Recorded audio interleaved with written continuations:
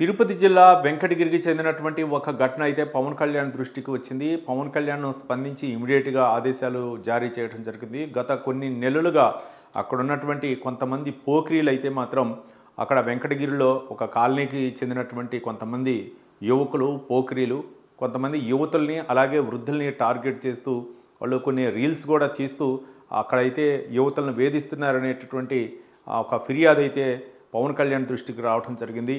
పవన్ కళ్యాణ్ తక్షణం ఆదేశించడం కూడా జరిగింది.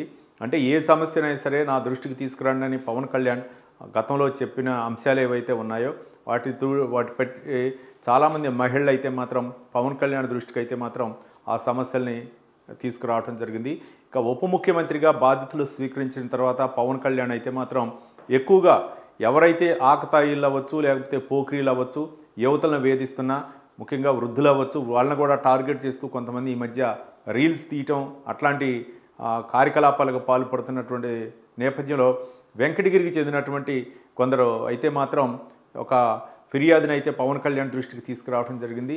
పవన్ కళ్యాణ్ తక్షణమే స్పందించి తిరుపతి ఎస్పీ సుబ్బారాయుడిని ఆదేశించడం జరిగింది.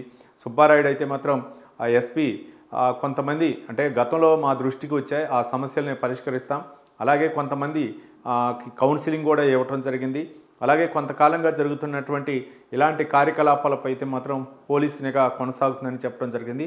పవన్ కళ్యాణ్ ఆదేశానుసారం ఎస్పీ అయితే మాత్రం రంగంలోకి దిగారు.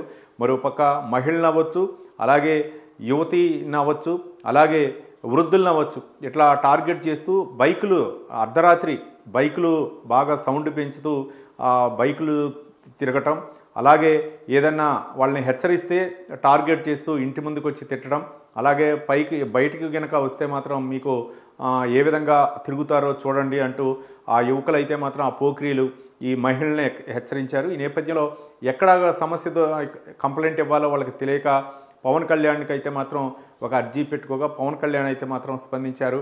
అలాగే పోకిరీలు అవ్వచ్చు అలాగే యువతిని వేధించేటటువంటి ఆ పోకిరీలు ఎవరైతే ఉంటారో వాళ్ళకి మాత్రం మరో భవిష్యత్తులో రౌడీజం చేయాలన్నా ఇట్లా పోకిరీ వేషాలు వేయాలన్నా సరే వాళ్ళకి ఒక స్ట్రాంగ్ కౌంటర్ అయితే ఇవ్వాల్సినటువంటి అవసరం ఉందని చెప్పేసి ఉప ముఖ్యమంత్రి పవన్ కళ్యాణ్ అయితే మాత్రం ఆ ఎస్పీకి ఆదేశించడం, ఎస్పీ రంగంలోకి దిగటం అలాగే వాళ్ళకి కొంతమందికి అయితే కౌన్సిలింగ్ ఇచ్చారు.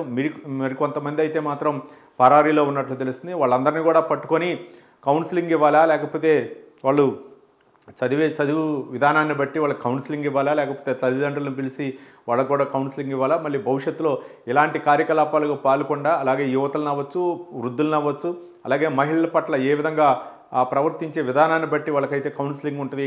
అవసరమైతే భవిష్యత్తులో వాళ్ళు మరోసారి ఇట్లాంటి కార్యకలాపాలు చేయకుండా ఉండేందుకు వాళ్ళపై అయితే మాత్రం చర్యలు తీసుకోవాలని చెప్పేసి పవన్ కళ్యాణ్ అయితే మాత్రం ఎస్పీని ఆదేశించడం, ఎస్పీ సుబ్బారాయుడు అయితే మాత్రం అదేవిధంగా కౌన్సిలింగ్ చేస్తాం, తక్షణమే అక్కడ ఉన్నటువంటి పోలీసు బలగాలను అయితే మాత్రం ఆదేశించడం, స్థానిక పోలీసుల్ని కూడా అప్రమత్తం చేసి అక్కడ జరిగినటువంటి సంఘటనపై సాక్ష్యాలను అయితే మాత్రం సేకరించినట్లు తెలుస్తుంది.